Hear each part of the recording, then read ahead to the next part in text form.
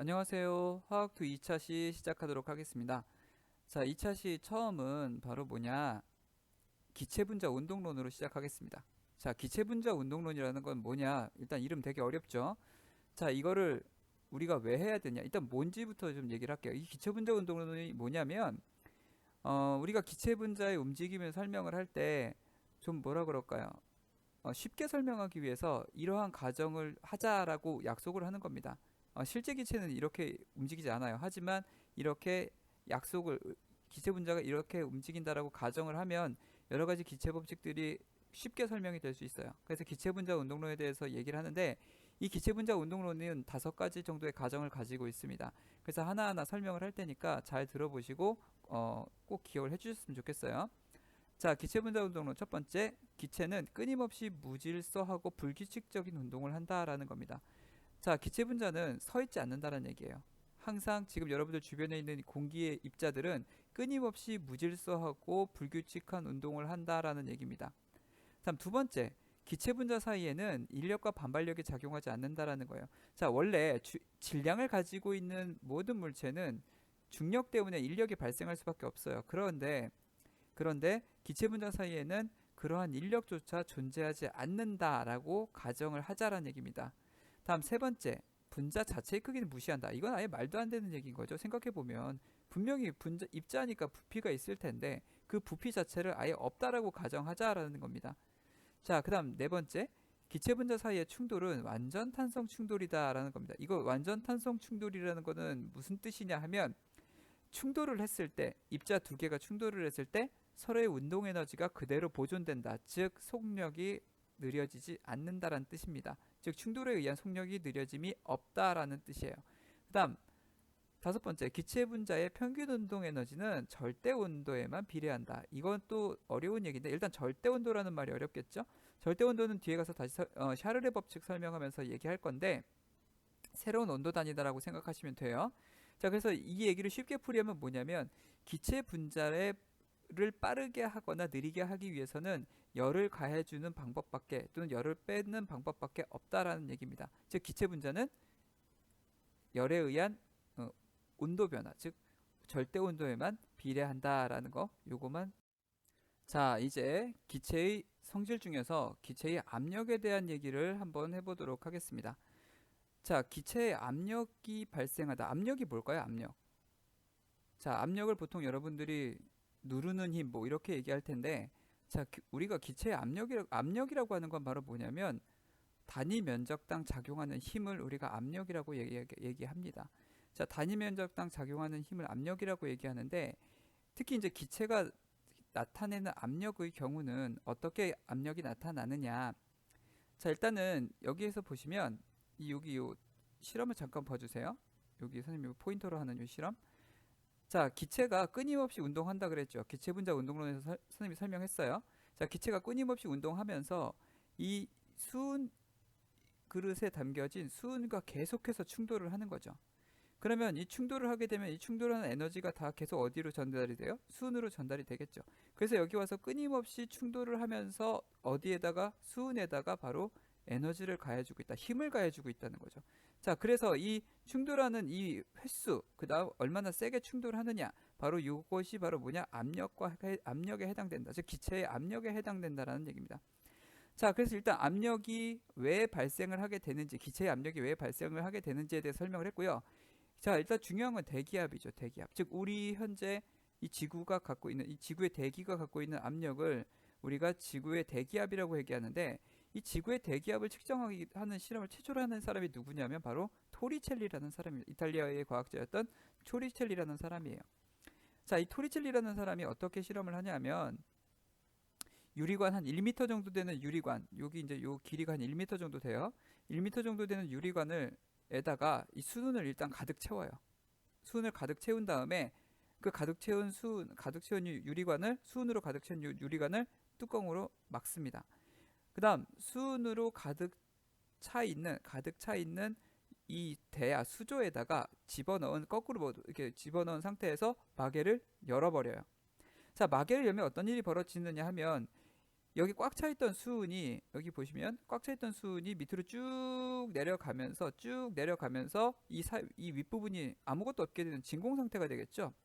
그리고 얘가 끝없이 계속 쭉 다 내려가는 게 아니라 어느 정도 딱 내려가다가 멈춥니다. 자, 일단 멈추는 이유는 뭐 때문이냐면 바로 대기가 이 수은 기둥, 이 수은이 들어있는 이 대야 부분을 누르게 되고 이 대야에 눌린 수은이 다시 내려오는 이 자기 자체의 무게 때문에 내려오는 수은을 밀어 올리는 역할을 하게 되는 거죠. 그러면 대리 누르는 압력과 이 수은 기둥의 질량이 가진 이만큼의 수은의 압력이 일치하는 상황에서는 이 수은이 여기서 딱 멈추게 된다는 얘기입니다.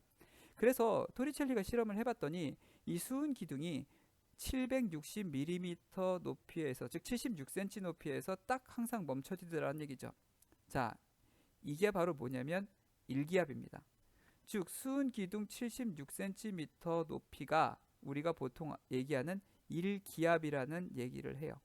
그래서 우리가 1기압의 단위를 보통 760mm Hg라는 단위를 씁니다. Hg는 무슨 뜻이냐면 Hg가 수은이죠. 원소경상에서. 자, 그래서 760 수은 기둥 760mm가 바로 1기압에 해당이 된다. 그다음 지금 760mm는 국제 표준 단위가 아니에요. 그래서 국제 표준 단위는 우리가 파스칼이라는 단위, PA라고 쓰는 파스칼이라는 단위를 쓰는데 이 파스칼이라는 단위가 너무 작아요. 그래서 우리가 헥토파스칼이라는 단위를 씁니다. 그 헥토파스칼은 바로 1013 헥토파스칼 정도가 1기압에 해당이 돼요. 자, 그래서 여러분들 지금 현재 기체의 압력에 대해서 설명을 했는데 이 기체의 압력이 어떻게 발생되는지에 대해서 꼭 잘 머릿속에 기억을 해주기. 자, 드디어 보일의 법칙에 대한 설명을 할 때가 됐습니다. 자, 보일의 법칙은 여러분들이 이미 경험적으로 알고 있는데 바로 그 경험이 뭐냐면 주사기입니다. 주사기. 자, 주사기 여러분들 다뤄본 적 있겠죠? 자, 주사기를 우리가 한번 다뤄보면 주사기 끝을 바늘 들어가는 그 끝에 조그만 구멍을 손끝으로 막고 피스톤을 한번 살살 눌러보세요. 자, 처음에는 좀 잘 들어갑니다. 그죠? 그러다가 갑자기 어느 순간이 되면 이게 안쪽에서 대단히 강력하게 밀어내는 힘이 작용하는 것 같으면서 우리가 누르기가 쉽지가 않아요. 자, 그게 왜 그럴까요? 왜 그러냐면 주사기 내 피스톤, 그 주사기 내에 부피가 작아지면서 내부의 압력이 증가하는 겁니다. 자, 그러면 이 보일의 법칙이라고 하는 건 뭐냐면 바로 기체의 상태를 나타내는 네 가지 파라미터, 압력, 부피, 온도, 몰수, 이 네 가지의 파라미터 중에서 몰수하고 온도가 일정할 때 기체의 압력과 부피의 관계를 나타내는 법칙이 바로 뭐냐면은 보일의 법칙입니다. 그러면 이게 무슨 관계에 있느냐? 바로 이 이 압력과 부피는 바로 반비례 관계에 있는 거죠. 이게 왜 반비례냐? 지금 우리가 공식상으로 봤을 때는 PV는 K라고 되어 있잖아요. 그죠? 이 K는 상수값인데 이 상수는 온도에만 영향을 받아요. 즉 온도가 바뀔 때만 이 K값 상수가 바뀝니다. 그러니까 온도가 일정하다라고 하면은 이 P하고 V의 곱은 항상 일정한 값이 나오겠죠. 자, 그래서 만약에 P가 2가 되면 이게 항상 일정한 값이 되려면 만약에 V가 얼마가 돼야 돼요? 그렇죠. 2분의 1이 돼야 되는 겁니다. 그래서 압력이 2배가 되면 부피가 반으로 줄어든다. 그런 얘기가 되는 거죠. 자, 그래서 지금 양변을 우리가 이 공식을 보면 다시 한번 이 공식을 살펴보면 양변을 부피로 나눠줘 보세요. 양변을 부피로 나눠주면 여기서 지금 좌변에서는 V가 삭제가 되고 여기에 V분의 1이 들어가겠죠. 그러면 결국 뭐예요? 압력과 부피는 서로 반비례 관계다라는 것이 성립되게 됩니다. 자, 이 밑에 있는 공식은 뭐냐면 아까 선생님 설명할 때 이 K값 상수는 온도가 변하지 않으면 어떻다 그랬어요? 변함이 없다 그랬죠. 그러니까 우리가 피스톤을 처음 상태, 즉 부피가 누르지 않은 상태에 뒀을 때와 나중에 눌러서 압력이 늘어나고 부피가 줄어든 상태, 이 두 개의 상태의 곱을 비교해 보면 항상 똑같다라는 겁니다. 즉 우리가 처음 상태를 그냥 주사기에 피스톤을 그대로 뒀을 때라고 한다면 나중에 우리가 엄청나게 눌렀을 때의 이 두 번째 상태의 곱이 항상 같다는 얘기죠. 왜?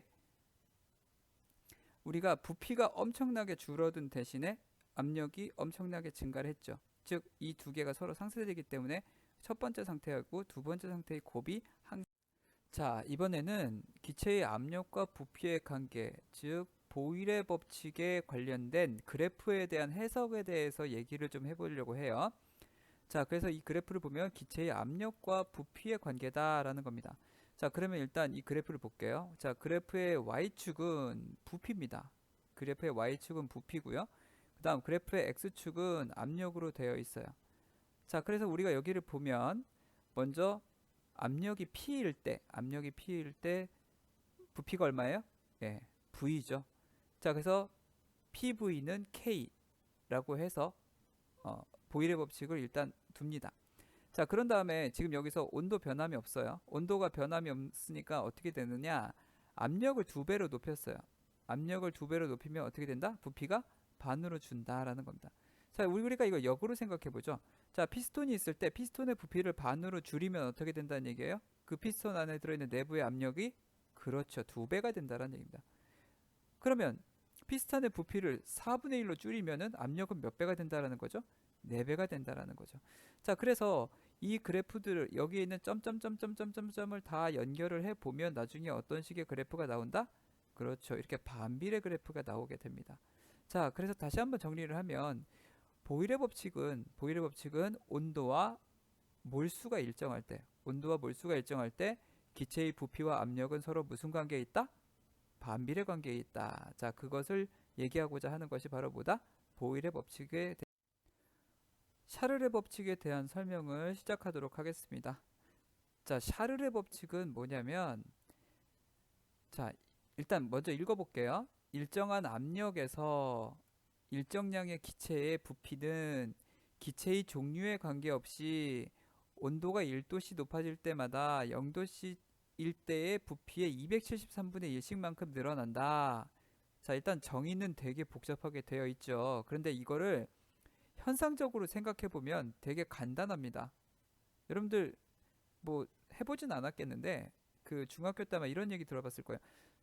탁구공이 찌그러지면은 어디다 넣어라? 예, 따뜻한 물에 넣어라. 그런데 생각해 보면 따뜻한 물에 왜 넣으라는 거야? 그렇죠. 따뜻한 물에 넣으면 뭔가 부피가 커진다는 얘기죠. 자, 우리가 따뜻한 물에 넣었을 때 부피가 커진다라는 건 여러분들이 경험적으로 알고 있어요.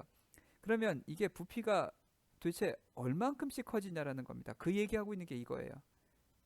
자, 일단은 기체 종류에 상관이 없어요. 그게 수소든 이산화탄소든 산소든지 간에 이 법칙을 다 똑같이 따른다는 얘기입니다. 그래서 기체의 종류에 상관이 없고요. 당연히 조건이 뭐가 붙겠어요? 압력하고 일정 양이라고 했으니까 몰수가 같다. 즉 기체의 상태를 나타내는 네 가지 파라미터 압력, 부피, 몰수, 온도 이 네 가지 중에 압력과 몰수를 고정시켜 놓고 온도와 부피와의 관계를 보고 있는 게 바로 뭐냐면 샤를의 법칙입니다. 그래서 온도가 1도씩 올라갈 때마다 부피가 얼만큼 늘 거냐 그 얘기예요. 그래서 얼만큼씩 는다고요?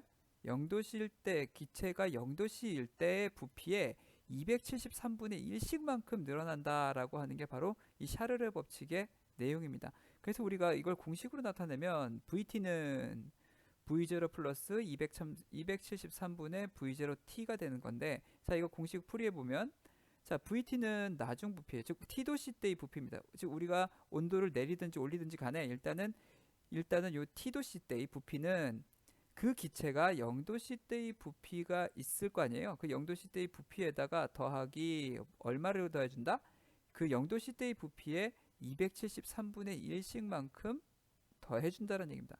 당연히 이 뒤에 있는 항이 마이너스 값이 나오면 당연히 V0보다 작아지겠죠. VT가 V0보다 작아지겠죠. 자 어쨌든 그래서 우리가 샤를의 법칙이라는 것은 바로 뭐냐면 아주 간단하고 심플하게 이해를 하면 기체에다가 열가해주면 부피가 늘어났는데 그 부피가 얼만큼씩 늘어나느냐? 그 기체가 0도씨일 때의 부피에 273분의 1씩만큼 늘어난다. 이렇게 여러분들이 자, 기체의 온도와 부피의 관계에 대한 그래프를 한번 우리가 해석을 해보도록 하겠습니다. 자, 지금 우리가 기체의 온도와 부피의 관계 이 그래프가 이렇게 생겼어요. 즉 샤르르 법칙에 대한 그래프가 이렇게 생겼다는 얘기입니다. 일단 x축은 부피, x축은 온도, 여기서 이제 도시예요. 섭씨 단위로 되어 있고, 그다음에 이 y축은 부피로 되어 있습니다. 부피하고 온도의 관계니까 당연히 x축과 y축은 온도와 부피로 되어 있겠죠. 자, 그러면 이제 이 그래프에 대한 해석을 좀 해볼게요. 자, 0도씨일 때, 0도씨일 때는 이 VT가 V0, 즉 여기다 0을 집어넣으면 어떻게 된다는 얘기예요? VT가 V0가 된다는 얘기죠. 그래서 처음 상태가 우리가 처음 상태를 V0라고 가정을 해봅시다. 자, 그런데 이때 온도를 얼만큼 올렸어요? 273도씨까지 올렸어요. 이 기체의 온도를 273도씨까지 올렸다고. 그럼 여기 얼마가 곱해지는 거예요? 273이 곱해지는 거죠.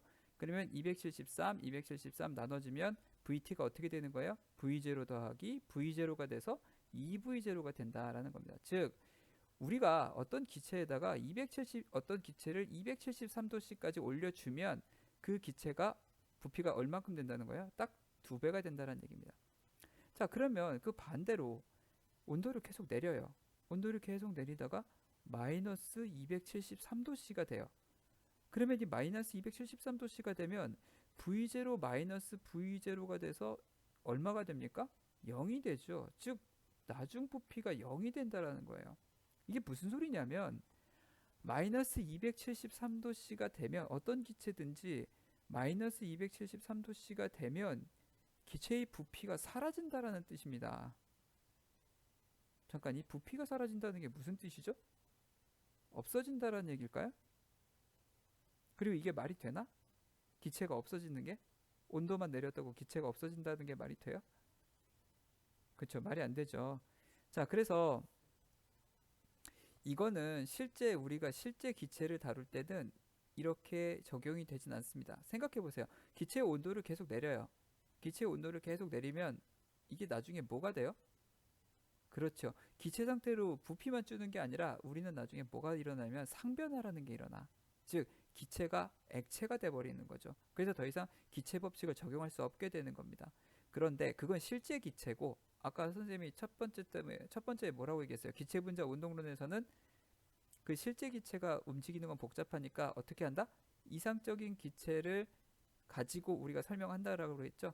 그러니까 기체 자체의 부피를 무시하거나 인력 관계를 생각하지 않으면 마이너스 273도씨가 됐을 때 기체의 부피가 얼마가 된다? 0이 된다라는 겁니다. 자, 그래서 이 기체의 부피가 0이 될 때의 온도를 따로 만들어 놨어요. 그 따로 만들어 둔 온도를 우리가 보통 절대 온도에 대해서 설명을 해보도록 하겠습니다. 자, 일단 절대 온도는 먼저 정의부터 읽어볼게요. 절대 온도는 기체의 부피가 0이 되는 마이너스 273도씨를 0으로 하는 온도로서 단위는 켈빈이다입니다. 자, 쓸 때는 K라고 쓰고요. 읽을 때는 켈빈이라고 읽으시면 돼요. 자, 그래서 일단은 여러분들 이 켈빈 온도는 샤르르 법칙에 의해서 만들어진 온도예요. 마이너스 273도씨, 즉 기체의 부피가 0이 되는 마이너스 273도씨를 0으로 시작하는 온도입니다. 그렇기 때문에 섭씨 온도에다가 273만 더해 주시면 바로 이 켈빈 온도가 만들어지는 겁니다. 자, 그러면 하나 예를 들어 볼게요. 섭씨 25도다. 그러면은 켈빈은 몇 켈빈? 그렇죠. 298 켈빈이 되는 겁니다. 그리고 만약에 27도시다 그러면 그렇죠. 300 켈빈이 되는 겁니다. 자, 이런 식으로 해서 나중에 켈빈 온도 환산하는 거 여러분들이 어떻게 하면 된다? 섭씨 온도에다가 273만 더해주면 된다라는 겁니다. 자, 그래서 이제 샤르르 법칙을 이제 정리를 해볼게요. 자, 샤르르 법칙은 우리가 기체를 나타내는 기체의 상태를 표현하는 네 가지 파라미터, 부피, 압력, 온도, 몰수, 이 네 가지 중에서 뭐가 일정하게 고정이 된다? 그렇죠. 압력과 몰수가 고정이 된다. 즉 압력과 몰수가 일정한 상태에서 부피와 온도와의 관계를 보겠다라는 얘기입니다. 자, 그래서 그 관계가 어떻대요? 비례 관계에 있다는 얘기입니다. 그래서 부피는 이 상수값 앞에 두고 t가 비례 관계에 있다는 거죠. 그래서 t가 상승하면, 즉 여기 있는 이 공식대로 본다면 t가 상승하면 당연히 어떻게 되는 거예요? v도 상승할 수밖에 없다. 얼만큼? 이 비례 상수만큼. 그러면 이 상수는 어디에 영향을 받을까요? 그렇죠. 압력에 영향을 받겠습니다. 그러면 상수값은 변하지 않는다라고 했으니까 우리가 처음 상태하고 나중 상태를 나타낼 거면 어떻게 하면 될까요? 그렇죠. 양변에다가 양변을 t로 나눠주면 t분의 v가 되겠죠. 그래서 처음 상태 t1분의 v1이 압력이 변하지 않으면 t2분의 v2와 같은 상태다라는 겁니다. 그래서 나중에 샤를의 법칙을 표현하는 공식이 아까 처음 해봤던 VT는 V0 플러스 273 V0 곱하기 T 요거 말고도 이렇게 되는 관계식이 또 있다라는 거, 요거는 처음 상태와 나중 상태를 얘기하는 식이라는 거, 그거 잘 기억하고 있길 바랍니다. 자, 기체의 법칙 세 번째, 아보가드로의 법칙에 대해서 설명해 보도록 하겠습니다. 자, 아보가드로의 법칙은 일단 정의부터 먼저 읽어볼게요. 같은 온도와 압력에서 기체의 종류에 상관없이 같은 부피의 기체는 같은 수의 분자를 포함한다. 이런 게 바로 아보가드로의 법칙입니다. 자, 기체의 상태를 나타내는 네 가지 파라미터가 있다 그랬죠.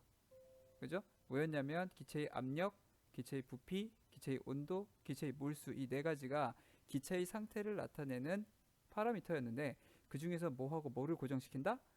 압력과 온도를 고정시킨다. 그러면 압력과 온도를 고정시킨다는 건 그럼 나머지 관계 남은 게 뭐예요? 그렇죠? 기체의 몰수하고 부피의 관계를 보겠다는 얘기입니다. 그런데 이 아보가드로 법칙에서 제일 중요한 건 뭐냐면 기체의 종류에 상관없다는 거예요.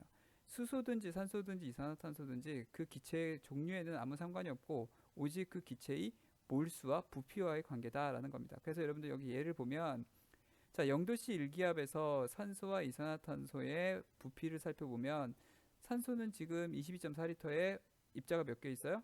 그렇죠. 6개가 존재합니다. 이산화탄소도 몇 개가 있어요? 네, 6개가 존재하죠. 즉, 산소든지 이산화탄소든지 아무 상관없이 같은 온도와 같은 부피라면 같은 수의 입자를 포함한다라고 하는 것이 바로 아보가드로의 법칙입니다. 자, 그래서 아보가드로의 법칙을 공식으로 나타내 보면 V는 K 곱하기 N, 여기서 K는 상수로 표현될 수 있습니다. 자, 그래서 아보가드로의 법칙까지 해서 지금 기체의 세 개의 법칙을 모두 설명을 했어요. 첫 번째 보일의 법칙, 두 번째 샤를의 법칙, 세 번째 아보가드로의 법칙, 이 세 가지를 모두 설명을 했습니다. 자, 이번 시간에는 기체의 3대 법칙에 대해서 알아봤고요. 다음 시간에는 뭘 할 거냐면 이 세 개의 법칙을 합칠 거예요. 자, 이 세 개의 법칙을 합쳐서 뭘 만들 거냐면 이상기체 상태 방정식이라는 걸 만들 겁니다. 기체 문제를 풀 때 거의 만능에 가까운 그런 방정식을 하나 만들 건데 그거를 만드는 과정을 차례대로 정리하도록 하겠습니다. 그리고 지금 이 강의가 20분밖에 안 돼요. 그래서 여러분들 이 강의가 끝나면 교과서를 살펴보고 교과서의 내용을 서머리를 하고 그 안에 들어있는 예제를 반드시 풀어주기 바랍니다. 그래서 예제하고 확인 문제를 풀어서 제출을 해야 돼요. 언제? 오프라인 계약할 때. 그래서 서머리하고 예제 확인 문제를 풀어서 제출하는데 형식은 관여 안 할게요. 대신 노트 한 권에 정리를 해서 그 노트에다 이름을 써서 제출하는 방식으로 하겠습니다. 그래서 오프라인 계약 때 반드시 서머리와 예제를 풀이한 노트를 제출할 수